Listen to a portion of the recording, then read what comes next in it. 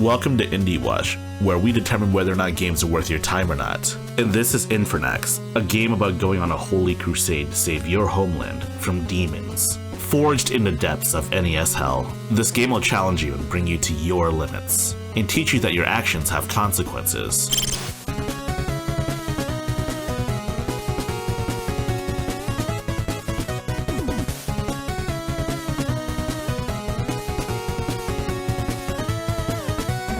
Infernax is an NES-inspired title created by Berzerk Studio and published by the Arcade Crew. It's very much inspired by the likes of Castlevania 2 and Zelda 2. Ironically, two of the most polarizing games in their entire series. Infernax takes those ideas from those games and expands upon them and makes them more cohesive, more complete. You play as the Duke, Alcidor, having returned to your homelands from the Crusades, only to find out that your homeland has been infested with demons and the undead. On the surface level, this game plays very much like Zelda 2. Low attacks, high attacks, and you can block with your shield. And this by itself is a very fun system. The game even has light RPG elements. Enemies will give you experience and they also drop gold as well. With experience, you can upgrade 3 different stats: your health, your mana, and your attack power. You can definitely grind in this game, but grinding isn't necessary, though it can help alleviate some of the early game difficulty. You can find more substantial upgrades throughout the world, and you can even purchase them from various shopkeepers. Some of the most important and substantial upgrades can only be found throughout the world though, so keep your eyes peeled.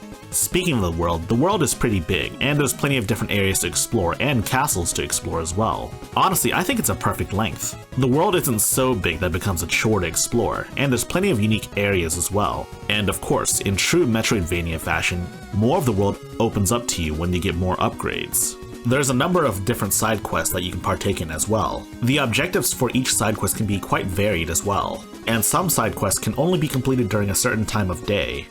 Oh yeah, I forgot to mention, the game has a fully featured day-night cycle, kind of like, well, you guessed it, Simon's Quest. It even takes a million years too. In most areas of the game, nighttime features more dangerous opponents to face. The danger is also much higher as well. All of this together already makes a spectacular game. The game can be fiendishly difficult though, and if you're not accustomed to these types of games, you may be overwhelmed. Death is abundant, and the developers know this. That's why this game features multiple different death animations depending on how you die. Yeah, dying over and over can be a little disheartening, but seeing the many ways your character gets brutalized, it makes it kind of fresh, especially when you encounter a new way to die. Typically in classic mode, when you die, you're sent back to your last save point. But for players worried about the difficulty, there is a casual mode that you can enjoy. And if you decide you're sick of classic mode, you can change to casual mode at any point in time.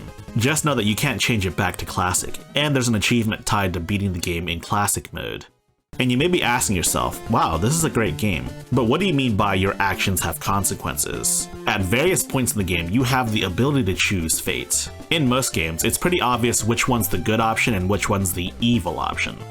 But in this game, the options aren't that clear-cut, and the game teaches you early on that trying to help can sometimes make things just worse. And of course, sometimes your choices have consequences. Consequences that may lead to innocent people dying horrible deaths.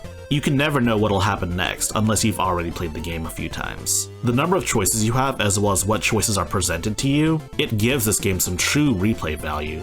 And of course, depending on your in-game karma system as well as the choices you make, there are multiple different endings you can take. This game's a bloody good time. It's worth playing through multiple times if you want to see all of the endings too. Oh, and did I mention this works on Steam Deck? I've been playing this game on Steam Deck and I even recorded footage from my Steam Deck. You can extend your battery life by turning down your GPU clock speed all the way down to minimum. You can also reduce the Steam Deck's TDP to 4 watts and it'll still run perfectly at 60 FPS. If you like high-tech lowlife, you should check out the rest of my channel. And if you like the rest of my channel, you should like, subscribe, and spread the good gospel of high-tech lowlife. Furthermore, we have a community Discord server. There's a link in the description down below. Check us out.